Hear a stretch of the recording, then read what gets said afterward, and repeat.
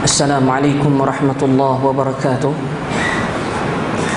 إن الحمد لله نحمده ونستعينه ونستهديه ونستغفره ونعوذ بالله من شرور أنفسنا ومن سيئات أعمالنا. من يهد الله فلا مضل له ومن يضلل فلا هادي له. أشهد أن لا إله إلا الله وأشهد أن محمدا عبده ورسوله. قال الله سبحانه وتعالى: قالوا سبحانك لا علم لنا إلا ما علمتنا إنك أنت العليم الحكيم. قال رب اشرح لي صدري ويسر لي أمري واحلل عقدة من لساني يفقه قولي. وقال النبي صلى الله عليه وسلم: فإن أصدق الحديث كتاب الله وخير الهدي محمد صلى الله عليه وسلم وشر الأمور محدثاتها وكل محدثة بدعة وكل بدعة ضلالة وكل ضلالة في النار أو كما قال النبي صلى الله عليه وسلم. أما بعد. Tuan-tuan dan puan yang dirahmati Allah Subhanahu wa taala, pertama sekali kita bersyukur pada Allah Subhanahu wa taala kerana pada malam ini dapat kita bersama-sama lagi untuk kita meneruskan pengajian kita yang berkaitan dengan kitab amal sehari, panduan amal sehari semalam, karangan oleh Fadilatul Ustaz Abu Ihsan Al-Atsari hafizahullah taala, dalam membincangkan berkaitan dengan salat, menjaga salat. Dan kita telah bincangkan perkara sebelum ni, terhormati Allah Subhanahu wa taala, perkara-perkara yang berkaitan dengan beberapa hadis Nabi SAW tentang keutamaan menjaga salat, terhormati Allah Subhanahu wa taala. Dan seterusnya juga kita dah ambil petunjuk Nabi SAW dalam ibadah salat. Kita dah ambil berkaitan dengan kerjakanlah salat di awal waktu, mengenakan pakaian yang bersih, mengambil sutrah, dan juga jangan biar orang lalu di hadapan kita ketika kita sedang salat. Dan insya-Allah pada malam ni kita sambung lagi, terhormati Allah, beberapa perkara yang disebut oleh Fadilatul Ustaz ni, petunjuk Nabi sallallahu alaihi wasallam dalam ibadah salat. Sebelum kita nak masuk, terhormati Allah, berkaitan dengan topik ini, suka saya ingatkan pada tuan-tuan dan puan yang dirahmati Allah Subhanahu wa taala beberapa perkara dahulu. Yang pertama, terhormati Allah Subhanahu wa taala, besok cuti lah, besok cuti hari Christmas ya. Saya ingin bacakan satu fatwa yang dikeluarkan oleh JAKIM, terhormati Allah, berkaitan dengan hukum orang Islam mengucapkan tahniah dan ucapan selamat bersempena perayaan agama bukan Islam. Tuan-tuan boleh buka sendiri dekat dalam e-fatwa. Muzakarah Jawatan Kuasa Fatwa Majlis Kebangsaan bagi Hal Ehwal Agama Islam Malaysia kali ke-78 yang bersidang pada 12/6/2007 telah membincangkan hukum orang Islam mengucap tahniah dan ucapan selamat bersempena perayaan agama bukan Islam. Muzakarah telah memutuskan bahawa apa jua amalan atau perlakuan orang Islam dalam hal-hal yang berkaitan dengan perayaan orang bukan Islam sekiranya melibatkan akidah atau i'tiqad, seperti mengiktiraf agama bukan Islam atau menganggap semua agama adalah sama, maka ia ditegah oleh Islam. Yang kedua, walau bagaimanapun sekiranya amalan atau perlakuan tersebut hanya atas dasar kemasyarakatan atau hubungan sosial antara Islam dan bukan Islam untuk tujuan perpaduan, maka ia dibenarkan oleh Islam. Ketiga, memberi ucapan tahniah dan selamat atau mengirimkan ucapan melalui kad atau alat-alat telekomunikasi seperti email atau sistem pesanan ringkas SMS dan sebagainya kepada orang bukan Islam sempena dengan perayaan agama mereka adalah harus, dengan syarat ucapan itu tidak mengiktiraf, memuji ataupun memuliakan agama bukan Islam, serta tidak menggunakan sebarang simbol atau lambang keagamaan mereka dalam kiriman ucapan tersebut. Ini fatwa yang telah dikeluarkan oleh JAKIM, Jawatan Kemajuan Islam Malaysia, dalam e-fatwa. Tuan-tuan boleh buka sendiri, tuan-tuan boleh baca. Ini fatwa di sinilah.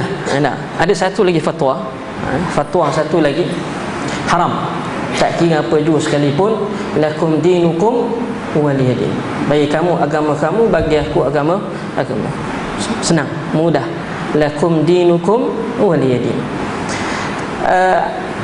Ulama terhormati Allah, antaranya Ibn Qayyim, Ibn Taymiyah dan ramai lagi dalam ulama-ulama yang melarang, terhormati Allah Subhanahu wa taala, ucapan tahniah kepada orang bukan Islam berkaitan dengan urusan agama mereka. Berhujahkan dalil, antara dalil yang saya bacakan tadi ialah lakum dinukum waliyadin, bagi kamu agama kamu, bagi kami agama kami.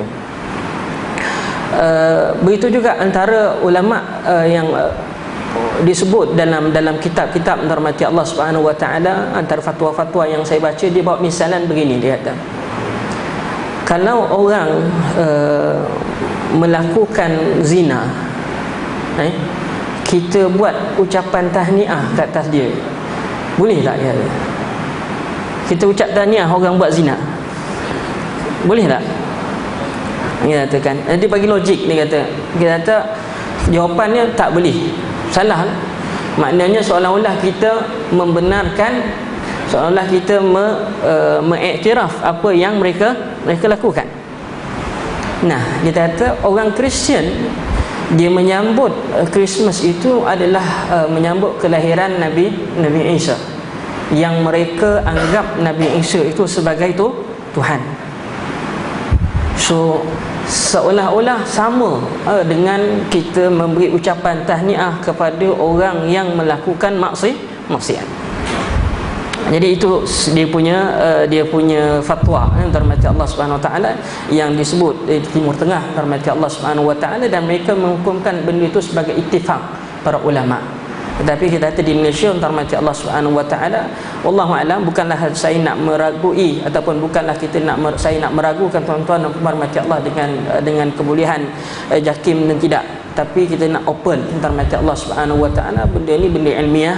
Ada benda ilmiah boleh dibincangkan, boleh diperbincangkan dan terpulang. Dia katakan bila ada pandangan ulama kata begini, ada ulama kata begini, tetapi setahu saya semua ittifaq mengatakan kalau tujuan dia nak mengagungkan agama orang tu, ataupun tujuannya tuan-tuan mati Allah nak memuliakan ke, atau tujuannya tuan-tuan mati Allah nak menyamakan agama, mana kedua-dua pandangan kata haram hukumnya, berdosa, dia katakan. Jadi menghormati Allah Subhanahu wa taala, bagi saya mudah dia katakan, kalau kita tak ada kalau tak ada orang, tak ada kawan, tak ada rakan menghormati Allah yang bukan Islam, dia katakan, yang beragama Kristian, tak payahlah saja-saja menghormati Allah nak buat ucapan dekat Facebook, dia katakan, nak buat ucapan ke atas orang-orang yang bukan Islam. Kawan tak ada, apa semua tak ada, saja-saja tu tak payah, dia katakan. Wallahu a'lam, dia katakan. Maknanya rahmat Allah Subhanahu wa taala, kalau boleh dia elak, lebih baik rahmat Allah Subhanahu wa taala. Kalau baik bagi saya rahmat Allah langsung tak boleh lah. Kalau saya orang tanya saya, ustaz pandangan ustaz apa, saya kata tak boleh. Tapi kita kata ada fatwa dikata di Malaysia ni yang kata JAKIM mengeluarkan fatwa kata boleh, terpulanglah dia katakan. Wallahu a'lam. Baik. Kemudian rahmat Allah Subhanahu wa taala, perkara yang kedua terhormati Allah Subhanahu wa taala, bulan 12 ini ramai orang pergi mengerjakan umrah.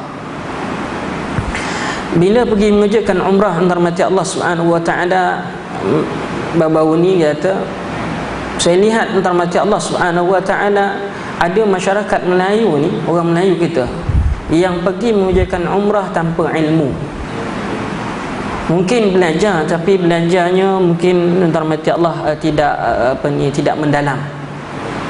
Tuan-tuan, ibadah umrah itu mesti dengan ilmu. Sebab tu Nabi kata maknanya kerjakan haji itu mengikut seperti mana yang Nabi laksanakan. Terhormati Allah, maknanya buat seperti mana yang Nabi lakukan. Sekarang ni bila pergi sana, saya lihat terhormati Allah Subhanahu, orang Melayu kata, khususnya dekat Hajar Aswad, katakan. Kalau tuan-tuan yang mana pernah pergi ni, pergi ke masa nak tawaf itu, ramai masyarakat Melayu khususnya terhormati Allah Subhanahu wa taala, bila sampai dekat Hajar Aswad nak mulakan tawaf, memang kata yang afdalnya sentuh cium Hajar Aswad, cium Hajar Aswad. Tak boleh cium, sentuh, dan kemudian cium. Yang ketiga, tak boleh cium pun tak boleh, sentuh pun tak boleh. Maknanya lambai, angkat tangan, katakan. angkat tangan. Yang masalahnya orang Melayu kita buat flying kiss tu. Dia boleh buat flying kiss untuk mati Allah Subhanahu wa taala, ataupun dia cium. Tidak. Sebenarnya tak perlu dicium ketika itu untuk mati Allah Subhanahu. Yang cium, kalau cium sama ada kita cium direct dengan Hajar Aswad ataupun kita sentuh Hajar Aswad dan kita cium tangan itu. Kalau daripada jauh kita hanya angkat tangan bismillah Allahu akbar, lepas tu jalan. Lepas tu jalan. Fenomena yang terbaru di kita tu di Kaabah itu, rahmati Allah, hari ni orang melekap keliling Kaabah. Kalau pergi tengok rahmati Allah Subhanahu wa taala, siapa yang pergi bulan 12 baru ni, bulan 12 ni, dia tengok orang melekap keliling Kaabah. Kalau dulu, fenomena dulu hanya di multazam saja. Orang duk melekat dekat multazam. Adalah riwayat rahmati Allah Subhanahu wa taala melekat di multazam. Tetapi lah ni orang melekat dekat keliling Kaabah. Tuan-tuan rahmati Allah Subhanahu wa taala, Nabi Umar bin Khattab radhiyallahu anhu dia kata dekat Hajar Aswad, dia kata innaka au annaka la hajar, kamu ni batu je, la tanfa' wa la tadur, tak beri manfaat, kau tak boleh nak beri manfaat, tak boleh nak beri mudarat. Laula anni ra'aitu an-nabiy sallallahu alaihi wasallam qabbalaka ma qabbaltu, kalau bukan kerana aku lihat Nabi SAW cium kamu, maka aku tak cium. Disebabkan aku tengok Nabi cium, maka aku cium. Orang Melayu kita, dia kata apa? Nak ambil berkat Ustaz, cium Hajar Aswad. Tuan-tuan rahmati Allah Subhanahu wa taala, cium Hajar Aswad itu, kalau setakat cium nak ambil berkat, itu salah. Yang dikatakan, sebab tu Umar bin Khattab radhiyallahu anhu, laula anni ra'aitu an-nabiy sallallahu alaihi wasallam qabbalaka ma qabbaltu, kalau bukan kerana aku lihat Nabi cium, maka aku tak cium. Bermakna apa rahmati Allah? Cium itu adalah nak mengikut sunnah Rasulullah sallallahu alaihi wasallam. Bukan sebab keberkatan batu dua, tidak. Sunnah, nak ikut sunnah, ianya satu ibadat dan hukumnya sunat. Ada. Nak cium Hajar Aswad, maka bila cium Hajar Aswad sebab nak ikut sunnah, maka jadi ibadah, dan bila jadi ibadah buat kerana Allah Subhanahu wa taala, maka dapat pahala. Di situ dapat barakah al-khair, barakah al-thawab, keberkatan daripada segi pahala itu. Bukan batu tadi beri berkat kepada kita, tidak. Itu okey lagi. Itu rahmati Allah, ada lagi yang lebih dahsyat rahmati Allah. Habis semua batu kat Masjidil Haram, Masjid Mekah disapu. Datang tiang ni dia sapu, datang tiang ni dia sapu, datang tiang ni dia sapu, semua dia sapu. Buat apa? Ambil berkat Ustaz. Semua dia nak ambil berkat. Ini masalah ni rahmati Allah, kejahilan. Pergi Jabal Rahmah, buat apa ni atas? Nak ambil berkat Ustaz. Ambil berkat apanya? Rahmat Allah Subhanahu wa taala. Lebih dahsyat lagi, dia tulis kat atas tu. Tulis apa? Tulis nama tuan-tuan dapat jodoh Ustaz. Ambil berkat Jabal Rahmah, katakan. Naik atas berdoa pula. Tuan-tuan rahmat Allah Subhanahu wa taala, bukan Arafah ataupun di Arafah Jabal Rahmah itu, kita kata doa mustajabnya di Arafah itu hanya pada waktu wukuf sahaja. Habis waktu wukuf, habis waktu doa yang dikatakan doa mustajab itu. Selain daripada itu tidak ada. Kalau nak ambil kata doa kat padang Arafah ni, saya tak, doa Arafah, doa wukuf, doa hadiah di Arafah itu hanya mustajab pada ketika hari wukuf. Apabila tergelincirnya matahari pada hari ke-9 sehinggalah terbit fajar pada hari yang ke-10. Tu je. Habis tu habis. Maka rahmati Allah Subhanahu, masyarakat Melayu wallahu a'lam, rahmati Allah, ramai yang pergi dan sebagainya. Dan begitu juga rahmati Allah Subhanahu wa taala, orang Melayu kita suka pergi sana, rahmati Allah, pergi buat umrah, baguslah, alhamdulillah. Tetapi ada mutawif yang memomokkan, saya kata istilahnya momok, ataupun dia memberitahukan ganjaran-ganjaran yang mana datangnya bukan datang daripada nas hadis Nabi sallallahu alaihi wasallam. Contohnya rahmati Allah, siapa buat umrah 7 kali dapat haji bersama dengan Nabi sallallahu alaihi wasallam. Maka makcik-makcik, pakcik-pakcik ni buatlah pagi, petang, siang, malam. 6 hari dia duduk sana rahmati Allah Subhanahu wa taala. Dah, pagi buat sekali, petang buat sekali, pagi petang buat sekali, pagi petang buat. Lepas tu pengsan. Bukan dekat, rahmati Allah Subhanahu wa taala, nak jalan kaki ke nak tawaf, nak umrah sa'i tu. Tawaf mungkinlah, katakan mungkin boleh cepat. Sebab kalau kurang orang mungkin cepat. Tapi sa'i cepat ke, ramai ke orang, macam tu jugalah dia punya jarak dia. Jauh. Hampir kalau nak kira kan rahmati Allah dekat 3 km lebih, termasuk dengan tawaf sekali. Pusing jalan. Betul-betul jalan 3 km. Penat tak penat? Rahmati Allah. Jadi rahmati Allah Subhanahu wa taala, tidak ada ganjaran yang khusus buat umrah banyak ni dapat pahala haji, tidak. Pahala buat umrah je. Bila ada satu hadis Nabi SAW buat umrah dapat pahala haji terus, dengan dapat pahala macam mengerjakan haji bersama dengan Rasulullah. Bila? Dalam hadis Nabi SAW, Nabi sebut barang siapa yang mafhumnya, barang siapa yang mengerjakan umrah pada bulan Ramadhan, maka ganjarannya sama macam mengerjakan haji bersama dengan aku. Mana pula Ramadan pergi. Tu tak payah buat 7 kali. Sekali je. Cukup. Cukup rahmati Allah Subhanahu wa taala. Ini dia pergi, ada pula rahmati Allah Subhanahu wa taala pergi ke Ji'ranah dapat pahala sekian. Pergi ke Hudaibiyah dapat pahala sekian. Sekian. Siapa yang beritahu? Saya senang je rahmati Allah Subhanahu wa taala. Saya cakap dengan jemaah saya masa saya bawa rahmati Allah Subhanahu wa taala. Saya kata benda ni, kelebihan ini, fadilat, siapa yang beritahu? Siapa yang memberi fadilat? Siapa yang memberi ganjaran? Mereka kata Allah lah Ustaz, tak siapa lagi yang beri. Baik, betul lah jawapan dia tu, Allah Subhanahu wa taala beri. Kalau dia bagi tahu orang main polan yang bagi, syirik. Senang je.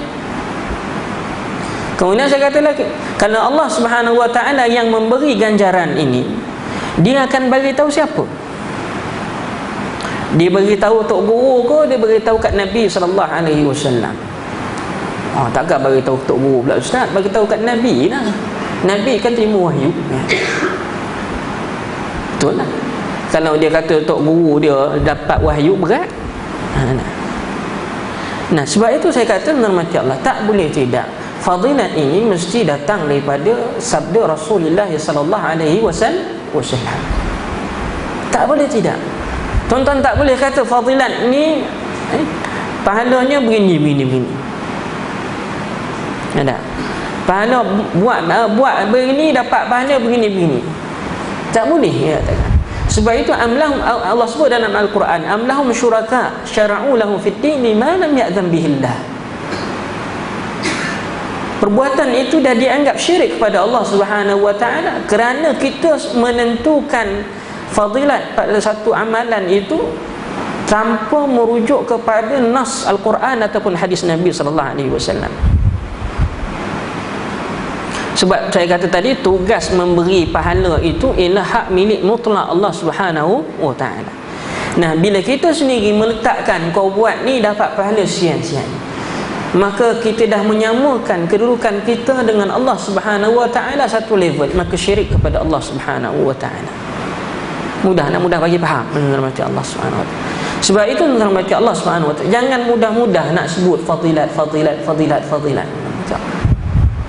Paling tidak kena ada nas daripada hadis Nabi sallallahu alaihi wasallam.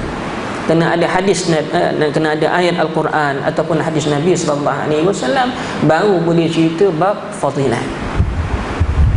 Jadi menghormati Allah Subhanahu wa taala itu sedikit menghormati Allah Subhanahu wa taala muqaddimah. Mari kita masuk pada topik itu menghormati Allah Subhanahu wa taala. Perkara yang ke-6 dalam menghormati Allah dalam isu berkaitan dengan petunjuk Nabi sallallahu alaihi wasallam dalam ibadah salat. Yang ke-6, dalam bila ketika makanan sudah terhidang, makan dulu baru salat. Ketika makanan sudah terhidang, makan dulu baru salat. Iaitu bila kita punya selera untuk makan ataupun berkeinginan menyantap makanan tersebut, atau pada saat itu kita sangat lapar lalu dihidangkan makanan, maka dahulukanlah makan agar tidak mengganggu khusyukkan salat. Rasulullah SAW bersabda, "Idza qaddima al-'asha wa hadaratis salah fabda'u bihi qabla an tusallu salatal maghrib wa la ta'jalu an 'ashaikum." Jika dihidangkan makan malam lalu tiba waktu salat, mulailah dengan menyantap makanan tersebut sebelum mengerjakan salat maghrib. Jangan kamu terburu-buru menyantap makan malam tersebut. Tuan-tuan mati Allah Subhanahu wa taala, hadis ini hadis yang sahih diriwayatkan oleh Imam Bukhari dan juga Muslim daripada Anas bin Malik radhiyallahu anhu. Hadis ini dia jelas pada kita al-'asha, makan malam. Makan malam. Dia tak sebut makan sarapan pagi ke fatur ke, dia tak sebut al-ghada, makan malam. Dia tak sebut, dia sebut al-'asha. Al-'asha ni makan makan makan malam. Asya ni makan malam, ghada makan tengah hari, fatur makan pagi, sarapan pagi. So ada setengah ada kata berfaham hadis ini berkaitan dengan makan tengah hari, makan malam saja. Kalau makan siang, makan tengah hari dengan makan sarapan pagi tak masuk. Sebab hadis sebut al-'asha sahaja. Bukan isya, al-'asha, ainnya bahagian atas, al-'asha. Dan setengah ulama atau sebagian besar ulama mengatakan hadis ini umum.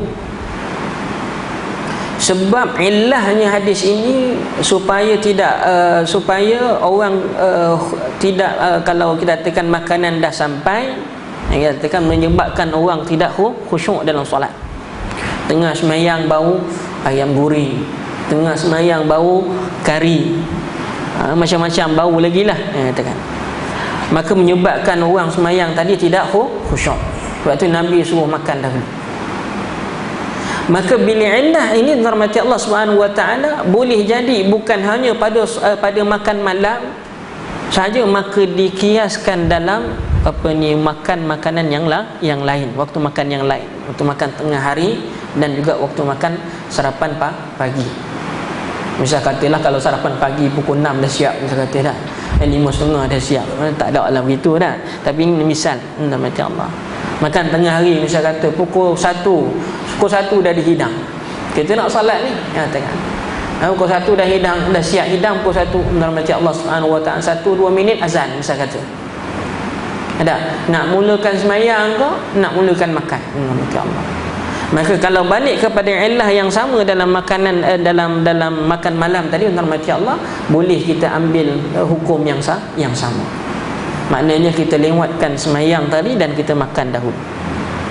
Kita makan dahulu. Dulu masa bulan Ramadan, ada masa bulan Ramadan, kita ada setengah masjid yang dirahmati Allah Subhanahu wa taala bagi peluang untuk makan sekejap. Dia akan bagi hidang makanan selepas sembahyang.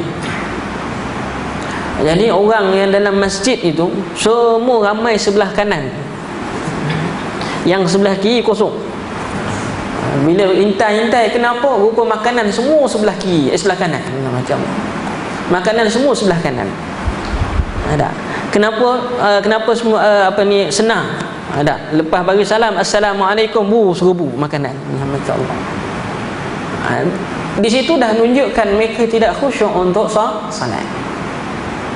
Saya dirahmati Allah, kalau tuan-tuan pergi ke Mekah, ke Madinah, dirahmati Allah Subhanahu wa taala, waktu untuk dia qamat itu lama. Kadang-kadang nunggu sampai tertidur. Ada sampai tertidur lebih daripada 15 minit. Kadang-kadang lebih-lebih lagi subuh azan kita kata 5.30, katakan pukul 6, dekat pukul 6 baru sembahyang. Macam Allah. dilewatkan. Kenapa rahmati Allah Subhanahu wa taala dilewatkan itu? Kerana di sana rahmati Allah ada hadis-hadis Nabi yang lain, makin ramai jemaah makin besar pahalanya. Tapi kalau kita ni memang itu je lah orangnya, tak? Macam saya pergi ada satu jemaah tu daripada Negeri Sembilan. Ustaz, ni kami pergi Mekah ni, kat surau kami tinggal dah 3 orang. Surau kami tinggal 3 orang, dia kata. Kalau kami adalah satu sos 10 orang, kalau kami semua ada adalah dekat 10 orang. Tapi dah pergi dah dekat 7 orang ni, pergi tinggallah Pak Imam tadi dengan makmum ni 2 orang, 3 orang lah tinggal. Itu pun tak ada tidak. Jadi rahmati Allah, kalau misalnya kata tak ada orang, itu saja yang ada, rahmati Allah, tak apalah, dia qamat cepat. Tapi kalau kita tahu jemaah memang ramai, kata. Jemaah memang ramai, katakan. Tak apa, lewatlah sekejap.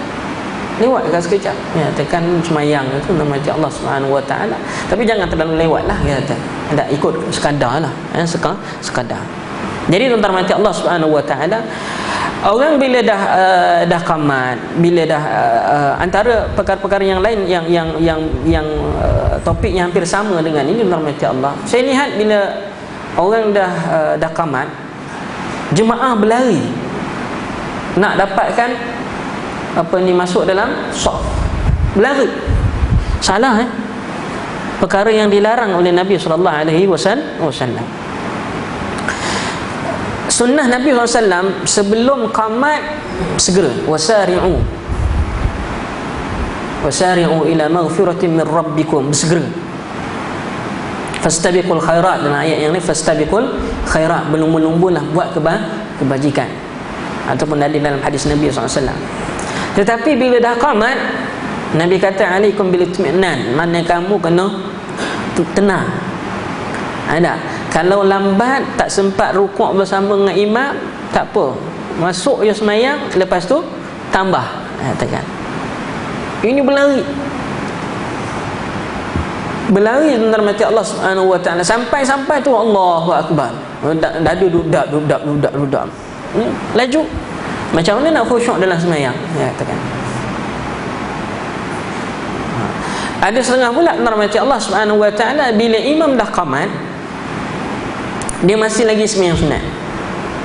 Ini saya lihat banyak tempat rahmati Allah Subhanahu wa taala. Sedangkan Nabi sallallahu alaihi wasallam sabda dalam hadis ni, iza uqimatis salah fala salah. Apabila dah qamat untuk salat fardu itu, maka tidak ada salat sunat. Terus masuk untuk salat fardu. Terus masuk salat fardu, rahmati Allah Subhanahu wa taala. Jadi rahmati Allah Subhanahu wa taala, maknanya kita kata bila sembahyang tadi, perkara yang dituntut ialah khusyuk. Alhamdulillah, bukan perkara rukun ataupun syarat sah sembahyang. Kalau masuk dalam rukun sembahyang khusyuk itu, Allah musta'an, berapa ramai dia yang sah sembahyang dia. Ataupun kalau masuk dalam syarat sah sembahyang khusyuk itu, Allah musta'an, macam Allah. Tak boleh nak bayangkan berapa yang betul-betul sah sembahyang dia sebab tak khusyuk macam Allah. Tetapi dimasukkan bab khusyuk ini dipanggil rahmati Allah Subhanahu wa taala min ajli itmam salat, nak sempurnakan salat itu. Takmilah, nak penyempurnaan salat, nak jadikan salat yang berkualiti rahmati Allah, maka khusyuk. Jadi rahmati Allah Subhanahu wa taala, ini yang keenam. Yang keenam, so ketika makanan sudah dihidang, makan dahulu baru salat. Tapi orang kata, Ustaz, makan ni macam mana? Boleh lambat-lambat ke? Ataupun makan kena cepat? Kita kata rahmati Allah sekadar. Jangan terlalu cepat dan jangan terlalu lambat. Cukup. Kena habiskan ke makanan atas, kalau dah kenyang jalanlah, kita tekan terus semayang. Jangan selagi ada makanan atas pinggan, selagi tak habis dalam atas meja itu, selagi itu dimakan, makan. Makna sekadar, kita tekan. Wallahu a'lam. Jadi itu balik pada hukum adat rahmati Allah Subhanahu wa taala. Baik, yang ketujuh. Kata Syekh ni, dia kata memelihara salat berjamaah. Bagi setiap lelaki muslim yang sudah baligh dan berakal, mukallaf, wajib memelihara salat berjamaah di masjid. Ini mengikut pandangan Wajib dalam mazhab Syafi'i dipanggil wajib fardu kifayah. Salat berjamaah itu menurut Allah Subhanahu wa taala wajib fardu kifayah. Dan salat berjamaah ini kalau mengikut setengah pandangan ulama, salat berjamaah yang dituntut kalau ikut pandangan ini, wajib ini memelihara salat berjamaah ialah di masjid. Semayang berjamaah di masjid. Kalau semayang kat rumah berjamaah tak kira dia katakan. Kalau ikut pandangan ni rahmat Allah Subhanahu wa taala. Sebab salat berjamaah fardu itu pada zaman Nabi SAW didirikan di masjid ataupun di musalla. Kalau dalam perjalanan Nabi semayang, Nabi tak berhenti kat masjid, Nabi berhenti kat tempat-tempat rahmat Allah bersama dengan para sahabat, Nabi semayang. Tak. Tapi kalau di Madinah itu dekat masjid lah, musalla. Kalau dalam perjalanan di musalla, atau sekarang mudah rahmat Allah nak dapat masjid sembahyang berjamaah.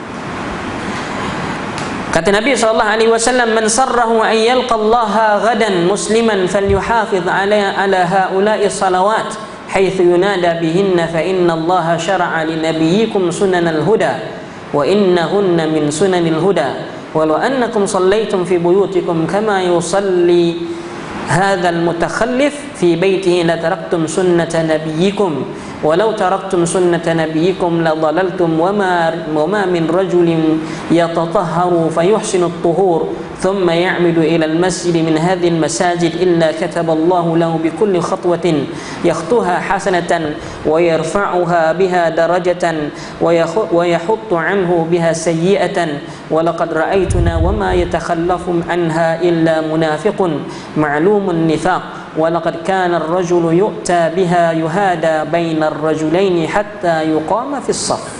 Maksudnya pun macam barang siapa yang ingin bertemu Allah esok dalam keadaan muslim, hendaklah dia menjaga salat-salat itu ketika diseru untuk mengerjakannya.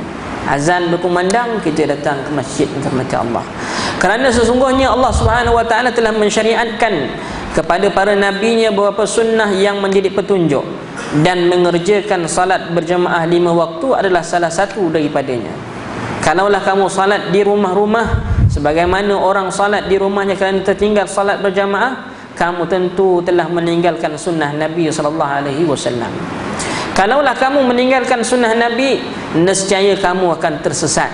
Tidaklah seorang laki-laki bersuci lalu ia menyempurnakan bersucinya kemudian berangkat menuju salah satu masjid yang ada, melainkan Allah Subhanahu wa taala akan menuliskan baginya dari setiap langkah satu pahala kebaikan, akan mengangkat dengannya satu darajat, dan akan menghapuskan darinya satu dosa. Dan sesungguhnya aku telah menyaksikan sendiri bahawa tidaklah tertinggal daripada salat berjamaah kecuali orang-orang yang munafik, yang dikenali kemunafikannya.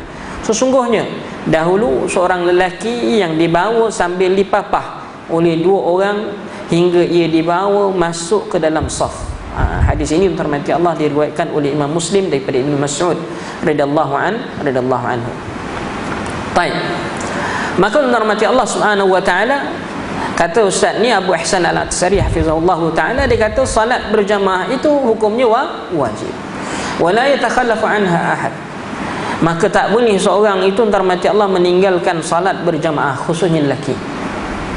Orang perempuan dia sembahyang kat rumah, katakan. Dia sembahyang kat rumah.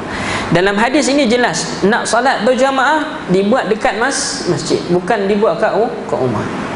So salat berjemaah asalnya terhormati Allah Subhanahu wa taala hendaklah dibuat di masjid.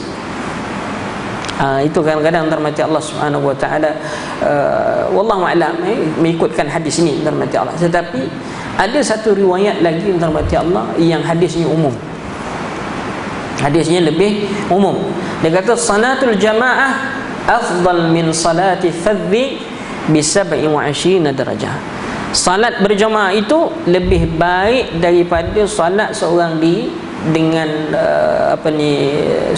berbanding dengan salat sendirian sebanyak 27 darajat. Barangkali mungkin rahmati Allah Subhanahu wa taala Setengah orang dia gunakan hadis ni, ataupun mungkin mengalih dia kata hadis ni ustaz umum, salat berjemaah kat mana pun dapat juga pahala 27 dia katakan. Ada. Tetapi pandangan yang lain termati Allah berpandangan bahawa salat berjamaah itu hendaklah didirikan di masjid. Kalau kita lihat dalam mazhab Imam Abi Hanifah rahimahullah taala, kalau sembahyang berjamaah itu dah dilaksanakan di masjid ni, tidak ada jamaah kedua. Siapa pergi Pakistan, siapa pergi ke India, ke mana-mana kan, masuk masjid dia sembahyang fardu dah habis, sembahyang sendiri-sendiri. Kalau tak, nanti kalau kita sembahyang berjamaah dia marah gitu. Ada sana punya mazhab dia menghormati Allah Subhanahu wa taala, mazhab Imam Abi Hanifah rahimahullah taala. Maknanya kalau dah sembahyang berjamaah dah habis, tak ada dah sembahyang berjamaah kecuali sembahyang seorang diri. Bagi dia sekali je jemaah dekat masjid tu, hanya sekali. Wallahu a'lam. Ini ada khilaf di sisi ulama termati Allah Subhanahu wa taala. Nabi sallallahu alaihi wasallam dalam hadis yang lain dia kata, man yatasaddaq ala hadha, lepas Nabi sembahyang fardu, selesai sembahyang fardu, datang orang lambat. Lepas tu Nabi kata dekat sahabat, siapa yang nak bersedekah ke atas orang ni, tak sedekah untuk jadi makmum, supaya orang yang lewat tadi dapat juga pahala berjamaah. Lalu dilaksanakan solat tadi untuk rahmati Allah Subhanahu wa taala secara berjamaah. Maka mazhab Syafi'i dia ambil hadis ini untuk rahmati Allah, pegang hadis ni, boleh buat jemaah yang kedua, ketiga, dan yang tak boleh dua jemaah serentak. Itu tak boleh. Itu haram untuk rahmati Allah Subhanahu wa taala, dalam masjid dibuat dua jemaah serentak. Kalau tak tahu bab lain. Ada, saya kata dia datang daripada arah sini depan, tengok ada makmum ataupun ada orang sedang sembahyang jemaah. Lepas tu seorang lagi dia jalan ke belakang. Mungkin kat belakang sana ada satu jemaah. Yang belakang tu tak tahu yang depan ada sembahyang berjemaah. Maka tidaklah sama dengan hukum orang yang memang sengaja nak buat dua jemaah. Dia nampak dah. Tetapi entar mati Allah Subhanahu wa taala, orang tu kumpulan lain tak ikut, maka dia buat kumpulan lain, mati Allah, bahaya. Menyatakan benda itu boleh menyebabkan perpecahan di dalam kalangan umat Islam. Baik, jadi tuan-tuan mati Allah Subhanahu wa taala, kalau kita lihat dalam hadis ini tuan-tuan mati Allah Subhanahu wa taala, bagaimana Nabi sallallahu alaihi wasallam menyatakan kelebihan sembahyang berjamaah itu di masjid. Selain daripada 27 pahala itu, 27 pahala itu salat saja, tetapi ada pahala-pahala yang dikatakan pahala sampingan, tapi bersyarat. Ini bersyarat. Syaratnya apa Ustaz nak dapat pahala ni? Dia kata, ma min rajulin, tak ada seorang lelaki yatatahharu, itu syarat pertama, iaitu dia berwuduk daripada rumah. Nak datang masjid solat berjemaah, amalkan ini bermati Allah. Berwuduk daripada rumah. Daripada mana dia datang? Daripada flat atas ke Pasafuri ke rumah jauh ke sana, bermati Allah, seberang jalan ke sana, nak pergi mana? Pergi sembahyang kat masjid. Kalau nak pergi sembahyang masjid, berwuduk daripada rumah. Sunnah Nabi sallallahu alaihi wasallam. Jimat sikit air, belanja air kat surau. Tak. Sunnah Nabi SAW berwuduk daripada rumah, kerana di sana ada kelebihan. Kelebihannya apa? Nabi, ma min rajulin, tidak ada seorang lelaki berwuduk daripada rumah dan dia sempurnakan wuduknya. Ada. Summa ya'midu ilal masjid, dia kata dia ambil wuduk, sempurnakan wuduk. Sempurnakan wuduk maknanya terhormati Allah, dia bukan setakat buat hak yang wajib, tetapi dia buat juga yang sunat. Rukun wuduk terhormati Allah Subhanahu wa taala, yang rukun yang wajib dia buat yang sunat. Kalau mula dengan bismillah, menghadap kiblat. Kalau betul, kalau ada tempat yang boleh kita menghadap ke arah kiblat, kita menghadap ke arah kiblat. Kemudian terhormati Allah, mulakan dengan bismillah. Kalau boleh baca bismillah. Dalam tandas jangan baca bismillah, terhormati Allah. Kalau di luar kat luar kat rumah tu ada pipe, kat situ boleh lah, baca bismillah, menghadap kiblat. Kemudian terhormati Allah bersugi. Bersugi, laula an asyqa ala ummati la amartuhum bis-siwak inda kulli wudu. Dan riwayat terhormati Allah Subhanahu wa taala, kalau tak menjadi keberatan pada umat aku perintahkannya setiap kali nak berwuduk bersugi. Kemudian hormati Allah SWT, baca bismillah, kemudian berkumur, masukkan air ke hidung, keluarkan air daripada hidung, kemudian basuh muka. Kita dah ambil sebelum ni tuan-tuan hormati Allah berkaitan dengan wuduk komplit. Sebab tu hadis Nabi SAW, yatatahhar, berwuduk, wa fayuhsinul wuduk atau fayuhsinut tuhur, lalu dia perelokkan, lalu dia sempurnakan wuduknya. Kata ulama, sempurnakan wuduk itu ialah apabila dia sempurnakan dengan amalan-amalan yang sunat. Sunat-sunat wuduk itu dibuat, baru dikatakan sempurna. Baik.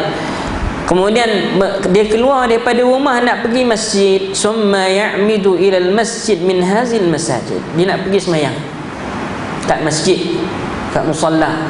Masjid ini istilah bahasa Arab, saya dah jelaskan sebelum ni banyak kali tentang Allah Subhanahu wa taala. Masjid istilah bahasa Arab, merujuk ke mana tempat-tempat yang dikhususkan untuk salat. Kita orang Melayu lain, kita ada masjid, kita ada musalla ataupun surau. Kalau macam ni dia panggil surau, ada. Tapi boleh dibenarkan untuk solat Jumaat. Pernah satu tempat rahmat Allah, dia surau, asal surau, kemudian boleh sembahyang Jumaat, dibuat untuk sembahyang Jumaat. Kemudian bila dah lama tu dia tukar je, terus ikut surau kepada masjid. Datanglah seorang hamba Allah ni, dia siapa pandai-pandai tukar surau ni nama masjid. Nanti kalau orang sembahyang tahiyatul masjid berdosa ahli AJK surau, kata. Subhanallah, bila AJK tanya saya, macam Allah, mana fatwa yang digunakan? Semayang tahiyatul masjid, macam Allah boleh dosa, kita katakan dekat surau. Surau istilah Melayu, bahasa Arab tetap namanya masjid. Istilah bahasa Arab dipanggil masjid. Tuan-tuan pergi ke Mekah, ini sebab saya suka, sebab saya duduk sana. Apa ni tuan-tuan kalau pergi Madinah, pergi Mekah, tuan-tuan pernah jumpa surau tak? Tak. Semua masjid juga. RNR tu tulis masjid. Dekat nak RNR tepi jalan highway tuan-tuan daripada Madinah nak pergi Mekah, tak ada sembahyang Jumaat. Semua masjid ni, masjid istirahat. Kalau kat Madinah tu masjid, dekat masjid Nabi tu ada Masjid Ali, Masjid Abu Bakar, Masjid Umar pun, masjid apa lagi situ, ada 2-3 masjid Ghamamah. Ada banyak masjid kat tepi tu, macam dekat dengan pasar Tamar tu, tapi tak ada sembahyang Jumaat, nama masjid. Maka kita katakan macam Allah, istilah fiqh, masjid itu ialah tempat yang dikhususkan untuk salat umum, macam Allah, untuk semua orang. Walaupun tak sembahyang Jumaat. Dalam fiqh dia panggil satu lagi masjid yang ada sembahyang Jumaat, dia panggil masjid jami'. Kita kat Malaysia 20 masjid jami'. Masjid Shah Alam masjid jami'. Masjid Shah Alam 16. Masjid Unta, masjid jami'. Ataupun ada masjid-masjid tertentu je, masjid Kuala Lumpur, masjid jami'. Macam Allah. Yang lain tak ada, masjid biasa je. Baik, itu macam Allah, itu kalau nak istilah betul lah, nyatakan masjid jami' dengan masjid. Itu dalam fiqh saya kata dia yang kedua, yang ketiga dia panggil musalla. Dia ada masjid jami', masjid dan musalla. Musalla ni macam mana pula Ustaz? Musalla ini ialah contohnya macam Allah, musalla dalam bahasa Arab ni, musalla ni ialah tempat yang contohnya kita tahu bulan